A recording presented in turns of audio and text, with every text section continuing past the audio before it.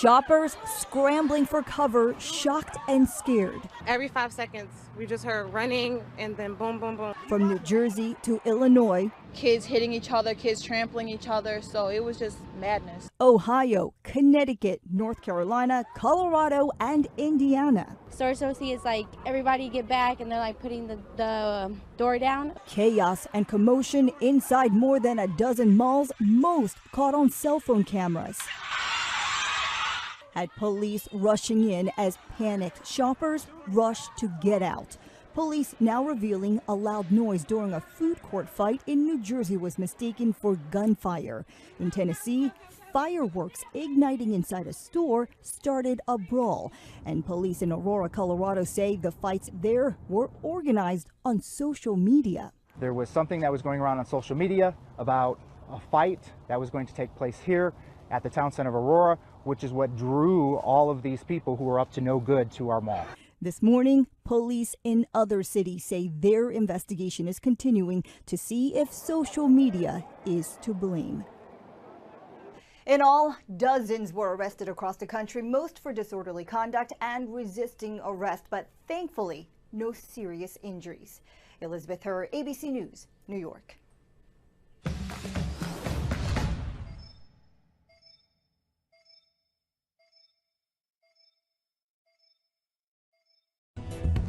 Turkish President Recep Tayyip Erdogan has criticized the United States and its allies over their so-called war against terrorism.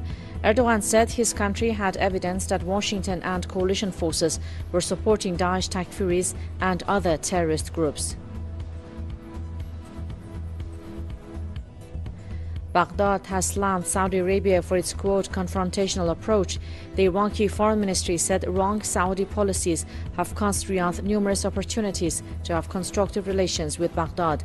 On Monday, Saudi Foreign Minister Adel al-Jubair accused the Iraqi Popular Mobilization Unit, or Hashd al-Shabi, of sectarianism.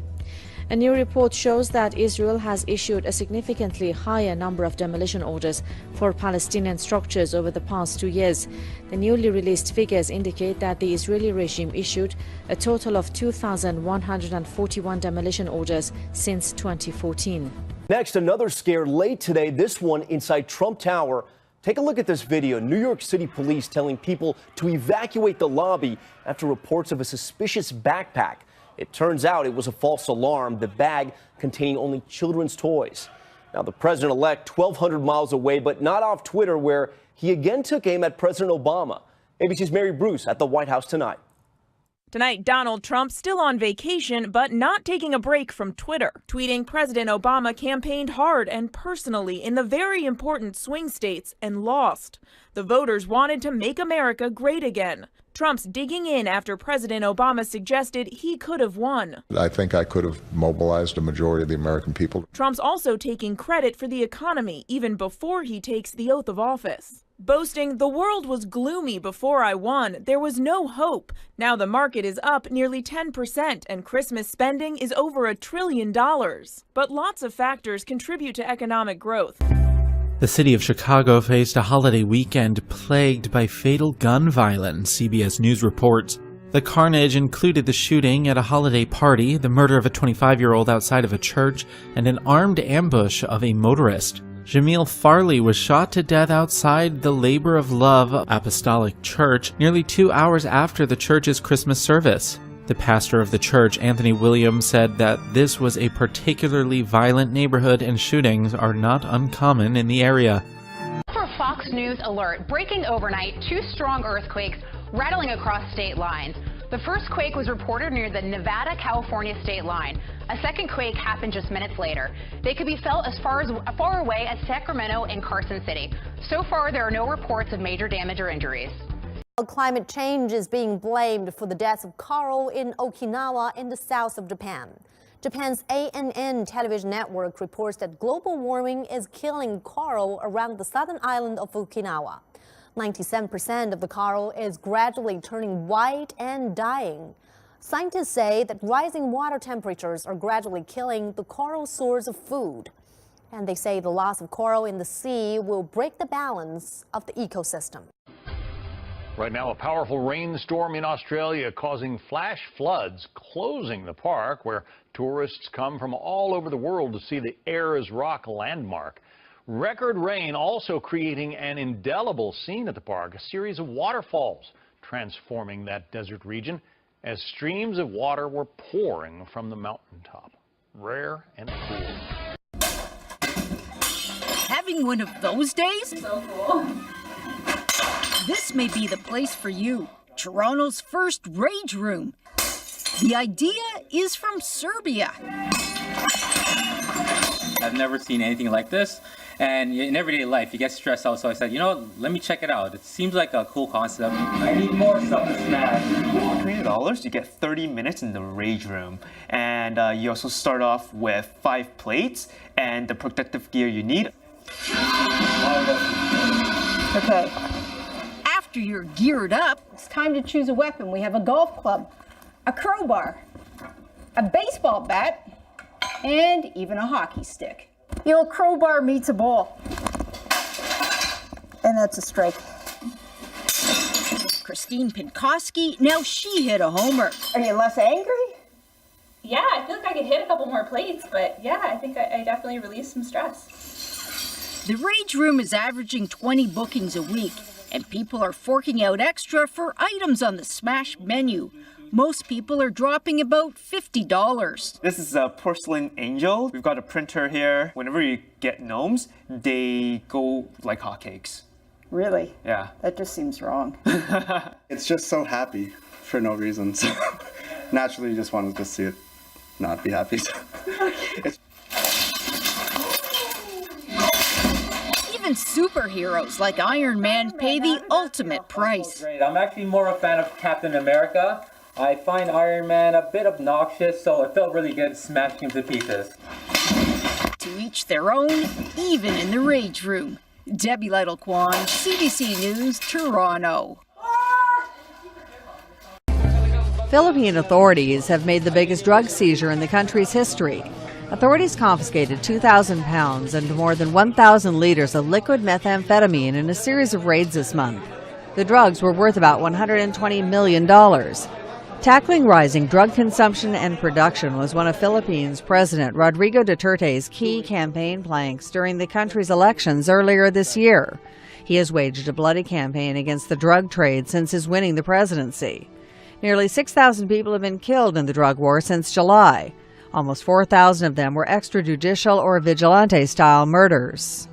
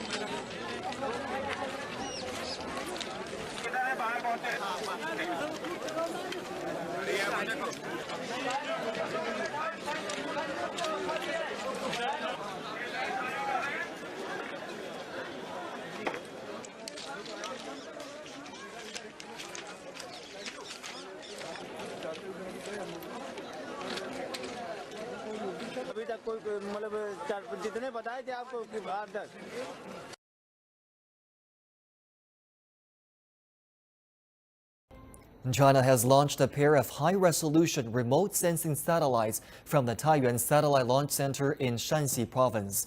The satellites, named SuperView, blasted off on the back of a Long March 2D rocket.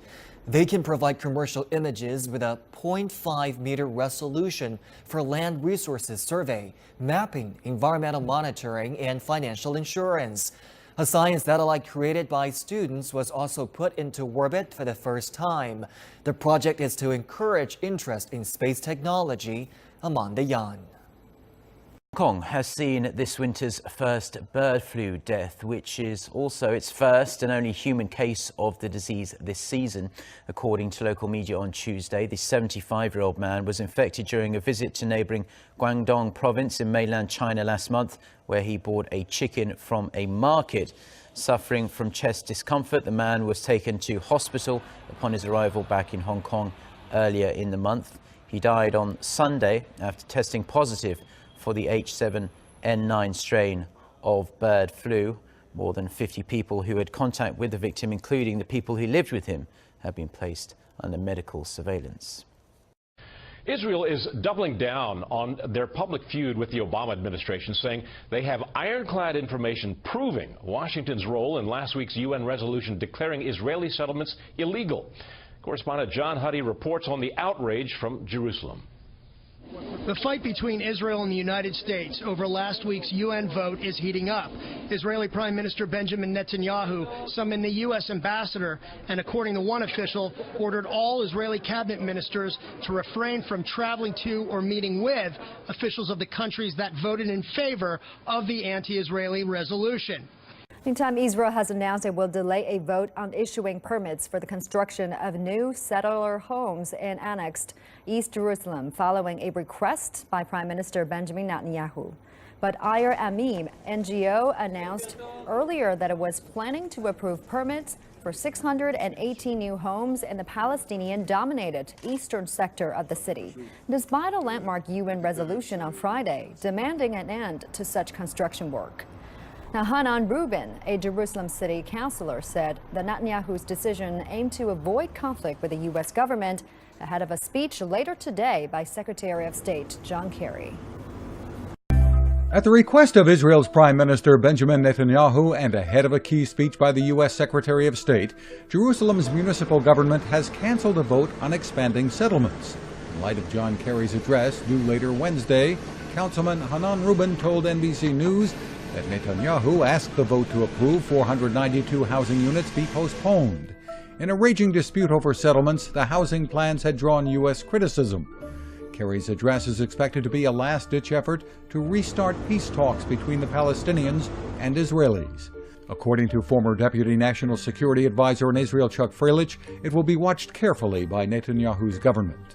Your smart home devices can be pretty cool and helpful, but now there's a question of whether they could be used in a crime investigation. A man was found dead in a hot tub in Bentonville, Arkansas last year. Police say the property owner murdered him. Now authorities want Amazon to fork over the data from the suspect's Amazon Echo to see if it recorded any evidence. Amazon's Echo responds to voice commands and is always listening for its wake word, or the command to tell it to start paying attention to instructions. The device records the commands, and that information is stored in servers. So the police probably aren't going to find audio recordings of a fight or murder, but they could see if the Echo answered any incriminating questions. Amazon denied police any recorded information collected on its servers twice, but it did give investigators the suspect's account information and order history. The case could have serious privacy implications if the Echo data holds up as evidence in court. The defense attorney in the case argues there's an expectation of privacy in a person's home,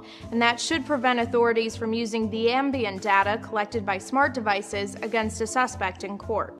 Iranian armed forces have staged the second phase of air defense drills dubbed Defenders of Skies Velayat 7. The aerial war games, which were mostly supported by the Army's Khatam al-Anbiya air defense base, utilize the latest equipment developed by Iranian engineers. Our correspondent Hamid Javani has filed this report.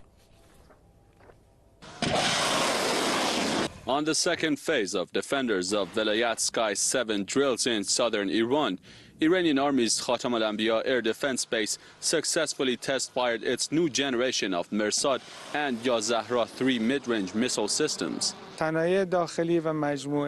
industry is active in defense sector, and also the air defense base constantly trying to upgrade and update defensive systems, including surveillance, missile and artillery units and other capabilities. In line with the Iranian Armed Forces policy to constantly test their readiness in different combat conditions, domestically made Aseman communication system was also launched for the first time.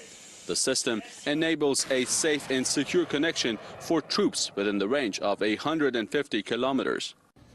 In other news, the United States says its stance on North Korea is unchanged. It will not accept the regime as a nuclear state. Speaking to Voice of America on Wednesday, U.S. State Department spokesperson Anna Ritchie Allen responded to claims made by high-profile North Korean defector that Pyongyang could seek dialogue with Seoul or Washington after acquiring nuclear state status next year. Ritchie Allen said North Korea's leadership has a choice to either denuclearize and attain peace and security, or stay on its current path and face increasing international isolation and economic deprivation. A day earlier, North Korea's former #2 diplomat in the UK, Tae Yong-ho, who defected to South Korea this past summer, said the regime will likely try to complete its nuclear development by next year. The Syrian army has escalated airstrikes on the rebel-held valley northwest of Damascus in an offensive that began last week. Rebels and the residents say the army bombarded several towns in the Wadi Barada valley, and at least 14 civilians are dead as a result. Footage posted on social media shows smoke above buildings, and the sound of explosions can also be heard. Apart from its strategic importance, the valley is the location of a major spring that provides most of the capital's water, and a water pumping station is said to have been put out of commission. Turkey says it cannot confirm the authenticity of a video purportedly showing 2 Turkish soldiers being burned alive by ISIL. Regarding the video released by ISIL showing 2 Turkish soldiers burned to death, there is no confirmed or verified information provided by Turkish Defense Ministry. If there were any, we would have shared it. Speaking at a news conference in Ankara, the Turkish Deputy Prime Minister said the disturbing video serves to terrorize the public. Numan Kurtulmuş warned against sharing the graphic video. Turkey blocked social media access for several hours following the release of the footage, which displays the burning of 2 soldiers captured in northern Syria. Turkey launched a major military intervention in Syria in August. The Syrian government has slammed the Turkish military presence as a gross violation of its sovereignty. And you may be hungry, but you can't eat here. A restaurant sparking outrage, telling people who voted for President-elect Trump, find somewhere else to eat. As you can see, this bright yellow handwritten sign plastered on the front door at Cafe 8½.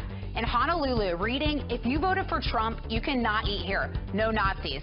The owners are now trying to downplay it, saying everyone is welcome, but the sign is still staying up, and I have a feeling people are not feeling welcome there. Turkish President Tayyip Erdogan made a bold statement on Tuesday evening in Ankara during a press conference where he blamed the United States for not only supporting Kurdish militants, but also terrorist organizations as well. He said, and I quote, "They, the United States, were accusing us of supporting Islamic State. Now they give support to terrorist groups including Daesh, YPG, PYD. It's very clear," unquote. Daesh is the acronym used for ISIL in Turkey. He also said he had the evidence such as photos and videos to back his claims, though he did not submit any such proof yet. The U.S. was quick to respond with a statement from the United States State Department spokesman Mark Toner, who said they found the accusation to be ludicrous, but also emphasized that the U.S. and Turkey have been working very closely on a daily basis. Turkey has been fighting ISIL across the border in Syria, and as Turkish soldiers entered Al-Bab last week, they faced major resistance and lost 14 Turkish soldiers with suicide attacks by ISIL. The terrorist organization also posted a video online last week claiming to show 2 Turkish soldiers being burned alive. The video was not verified by the Turkish government. Turkey has also been blaming the United States for not supporting them, not backing them enough with airstrikes in Syria. This is Michal Bardavit for CCTV in Istanbul. We will also work to keep our country safe from terrorism. We've seen Islamic terror attacks from Paris to Belgium to Orlando to San Bernardino to the World Trade Center. To the World Trade Center. Think of that. One attack after another after another. So let me state this as clearly as it can be stated. I am going to keep radical Islamic terrorists the hell out of our country.